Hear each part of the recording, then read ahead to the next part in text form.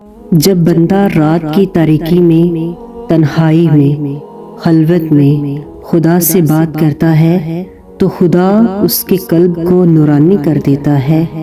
امام جعفر صادق علیہ السلام فرماتے ہیں کہ اگر تم چاہتے ہو کہ تمہارے چہرے پر نور آئے، اور جب میں نے چہرے کے نور کو ڈھونڈا تو تہجد کی نماز میں پایا، تو تم بھی تہجد کی نماز ادا کیا کرو۔ جب بندہ کہتا ہے کہ اے میرے پروردگار، اے میرے رب جلیل، میری دعاؤں کو قبول کیجئے، تو اللہ تعالیٰ فرماتا ہے یا عبدی لبیک یا عبدی، اے میرے بندے، جو تو نے مانگا میں تمہیں عطا کروں گا، تم مجھ پر توکل کر، میں تجھے کفایت کروں گا، یعنی تجھے کسی کا محتاج نہیں کروں گا۔ اللہ رب العزت ملائکہ سے مخاطب ہو کر کہتے ہیں، میرے فرشتوں، میرے بندے کو دیکھو کہ کس طرح رات کی تاریکی میں، تنہائی میں مجھ سے اپنی گفتگو کر رہا ہے، جبکہ بہت سارے لوگ غفلت میں سوئے ہیں۔ گواہ رہنا، میں نے اپنے بندے کو بخش دیا۔ انسان شب کی تاریکی میں جب رب العالمین سے گفتگو کرتا ہے تو اللہ تعالیٰ اس کی دعاؤں کو قبول نہ کرے، ایسا تو ممکن ہی نہیں۔ رسول اللہ صلی اللہ علیہ وآلہ وسلم نے فرمایا کہ جب بندہ رات کی تاریکی میں بیٹھا ہوتا ہے اور اپنے رب الکریم سے گفتگو کرتا ہے تو خدا اس بندے کے لیے دنیا سے کہتے ہیں کہ اے دنیا، کہ اگر یہ بندہ تمہارے پیچھے آئے تو اسے تھکا دینا، اور جو تم سے منہ پھیر بیٹھے اس کو سب کچھ عطا کر دینا۔ تہجد پڑھنے والے انسان کی جگہ نور کی طرح چمکتی ہے، اور جس گھر میں نماز تہجد ادا کی جاتی ہے وہ گھر آسمان سے اس طرح چمکتا ہوا دکھائی دیتا ہے جیسے ہم اہل زمین آسمان کے ستاروں کو چمکتا ہوا دیکھتے ہیں۔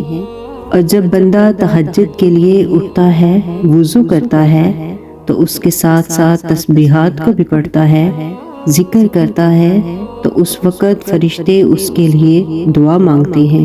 اور جب کوئی شدت سے اس کو پکارتا ہے تو سارے عرش والے اس کی جانب متوجہ ہوتے ہیں، تو اللہ پاک فرماتے ہیں کہ کہو کیا فریاد لائے ہو، کیوں رو رہے ہو؟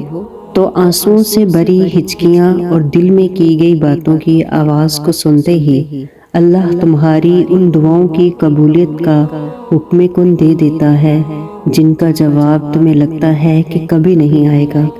ساری مرادیں سن لی جاتی ہیں، ساری جولیاں بھر دی جاتی ہیں، ترستی ہوئی نگاہوں کے لیے معجزوں کی آمد ہوتی ہے،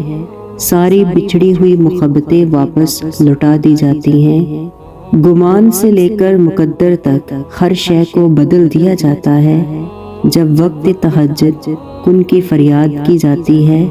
تو فایا کن کی نوازشیں کر دی جاتی ہیں، پھر بگاڑنے والوں کی بگڑ جاتی ہے اور بگڑے ہوں کی قسمت سنور جاتی ہے۔ جو بول کر کی گئی اور جو بن بولے کی گئی ہوں وہ ساری دعائیں سن لی جاتی ہیں،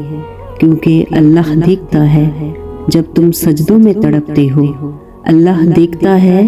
جب تم دعا کے لیے ہاتھ اٹھا کر خاموش ہو جاتے ہو، اللہ کو اس بات کا اندازہ ہے کہ جب تم صبر کرتے کرتے تھک چکے ہوتے ہو، اللہ کو ہر اس لمحے کی خبر ہے جب تم بے بس ہو کر خاموش ہو جاتے ہو۔ اللہ آزماتا ہے انہیں جن سے وہ محبت کرتا ہے،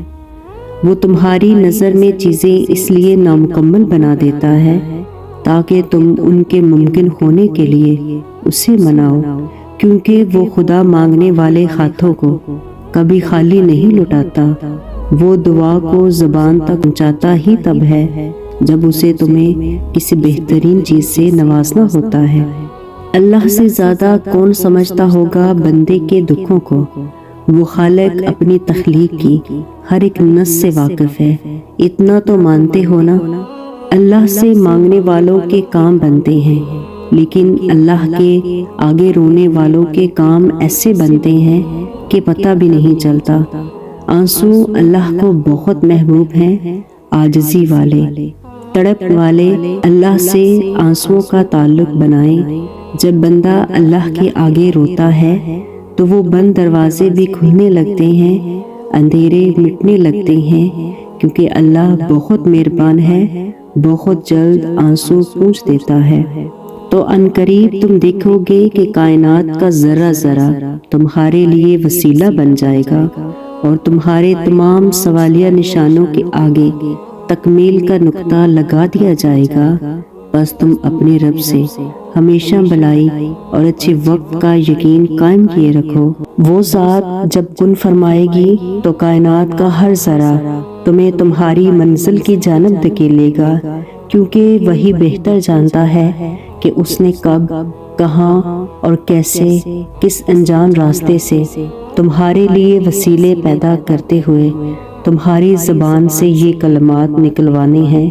کہ اللہ یہاں سے نکلتی ہے راہ تو بالکل ویسی ہی ہے جیسے تو نے موسیٰ کو پار لگانے کے لیے بنائی تھی، دریا کے 2 ٹکڑے کر کے۔ اللہ کی طرف سے کی گئی دیر میں کتنی خیر ہے، یہ تمہیں تب سمجھ آئے گا جب یہ صبر کے اشکبار سجدے شکر کے سجدوں میں بدل جائیں گے، اور تم کانپتے ہوئے لبوں کے ساتھ اس کے المجیب ہونے کی گواہی دو گے۔ تہجد میں کیا گیا ہر سجدہ تمہاری دعا کی قبولیت کا ذریعہ بن جائے گا۔ جو انسان تہجد کی نماز پڑھتا رہتا ہے وہ موت سے پہلے اللہ کا ولی بن کر دنیا سے جائے گا۔ اللہ ہم سب کو تہجد کی نماز کا بھی اہتمام کرنے کی توفیق دے،